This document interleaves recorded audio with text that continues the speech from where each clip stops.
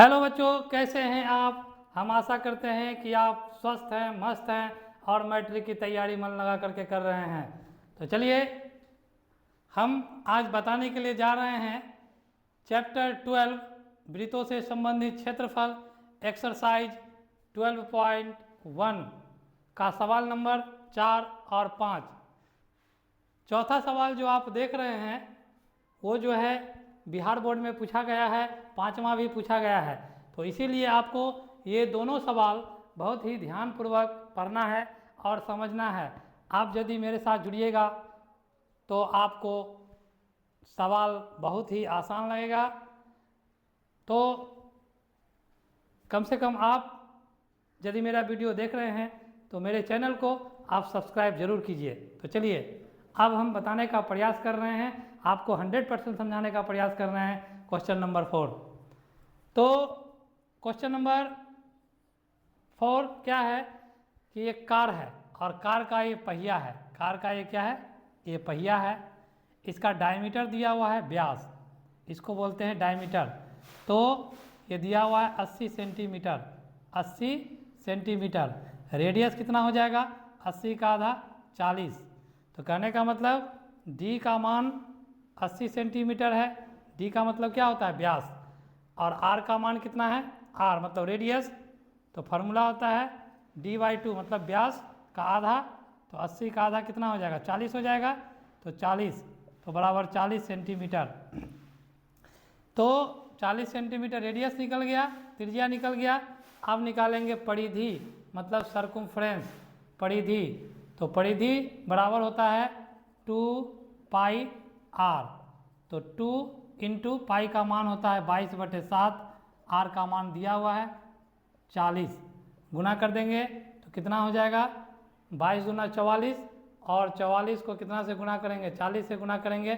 4 चौका 16 के 6, 4 चौका 16 एक 17, मतलब 1000 कितना हो जाएगा, 760/7 सेंटीमीटर। तो ये परिधि हो गया। पहिया मतलब एक बार घूमेगा तो इतना सेंटीमीटर दूरी तय करेगा। अब आइए 66 किलोमीटर प्रति घंटा का मतलब क्या होता है। तो 66 किलोमीटर प्रति घंटा मतलब कार जो है 1 घंटा में 66 किलोमीटर दूरी तय करता है। तो 1 घंटा का मतलब क्या हुआ, 1 घंटा का मतलब हो गया 60 मिनट।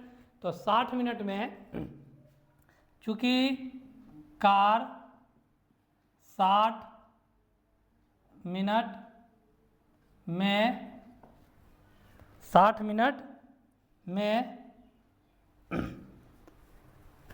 मिनट में कितना किलो, 66 किलोमीटर।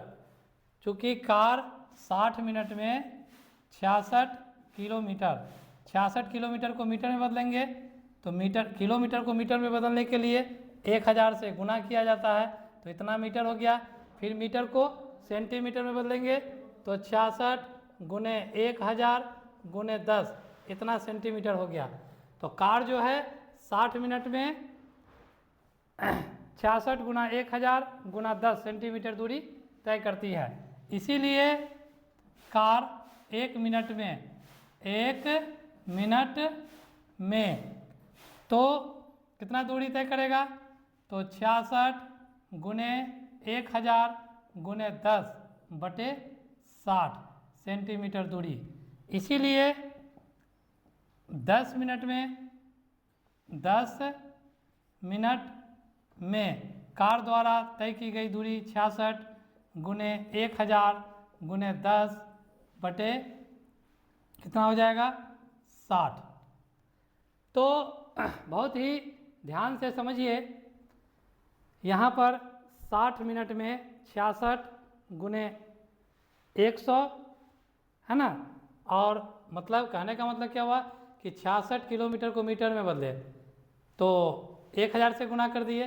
फिर इसको सेंटीमीटर में बदलेंगे तो 100 से गुना कर देंगे। कितना से गुना करेंगे, 100।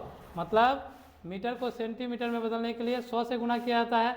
तो 1 मिनट में 66 गुने 1000 गुने 100/60 सेंटीमीटर दूरी तय करता है। इसलिए 10 मिनट में, तो 10 मिनट में 66 गुना 1000 गुना 100/60 और गुने कितना हो जाएगा, 10। तो आप ध्यान से देखिए और समझिए। एक जीरो से एक जीरो कैंसिल हो गया, 6 से काटेंगे तो कितना हो जाएगा 11। तो इस प्रकार से कितना हो गया 11 गुने 1000 गुने 100 सेंटीमीटर दूरी, मतलब 10 मिनट में कार तय करती है। अब निकालना है कि चक्कर लगाती है, मतलब चक्रों की संख्या। तो इसीलिए चक्रों की संख्या बराबर 10 मिनट में तय की गई दूरी, 10 मिनट में तय की गई दूरी और बटे पहिए का परिधि, मतलब परिधि। तो 10 मिनट में कितना दूरी तय किया गया, तो 11 गुने 1000 गुने 100 और परिधि कितना है, परिधि है 1760 बटे 7। तो ऐसा करते हैं 7 को ऊपर लिख देते हैं क्योंकि भागा लगाना है और 1760 को नीचे कर देते हैं। अब इसको आराम से आपको काटना है और उसके बाद आपका आंसर मिल जाएगा।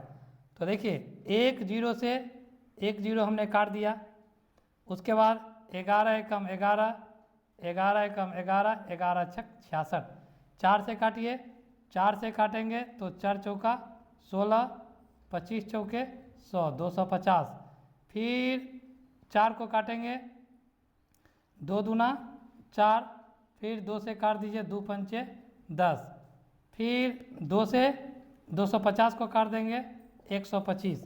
तो 125 और 35 को आप क्या करेंगे, गुना करेंगे। तो 125 और 35 को गुना कर दीजिए, 5 25 के 5, 5 दूना 10, 11 12 के 2, 5 एकम 5 और 1 6, 5 तिया 15 के 5, 3 दूना 6 और 1 7।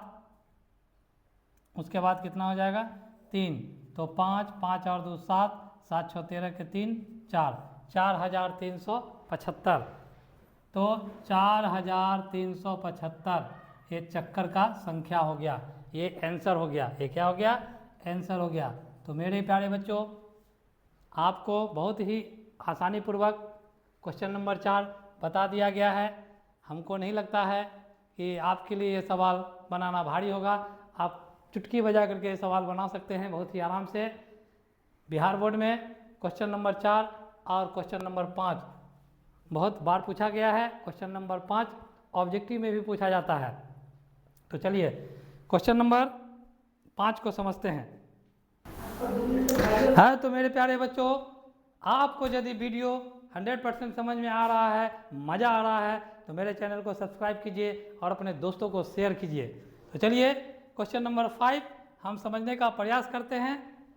कहता है कि एक वृत्त का परिमाप, तो वृत्त का जो परिमाप होता है, तो वृत्त का परिमाप बराबर होता है 2 पाई r।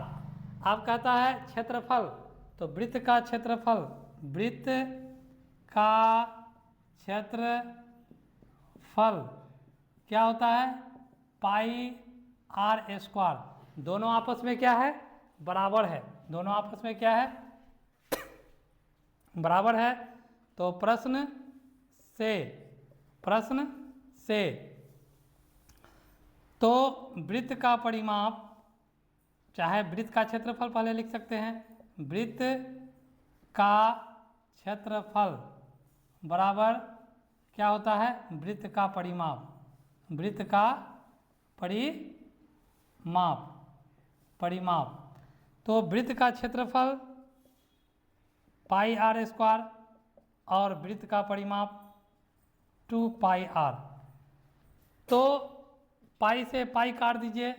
चलिए उसके बाद क्या बचा, r स्क्वायर बराबर 2r। तो r स्क्वायर का मतलब क्या हुआ, डबल r, r गुना r, स्क्वायर को r से काट देंगे। तो इसीलिए r बराबर क्या हुआ, 2 मात्रक, r बराबर 2 मात्रक।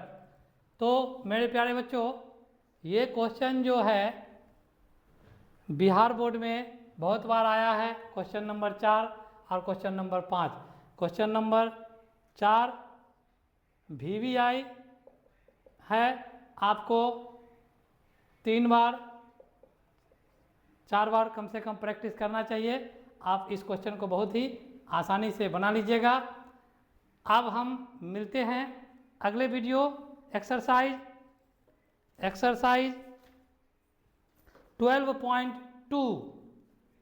अगले वीडियो में हम मिलेंगे 12.2 में लेकर के। ये आपका अपना ही चैनल है, आप इस चैनल को सब्सक्राइब कीजिए और मन लगा करके घर में पढ़ते रहिए। जय हिंद।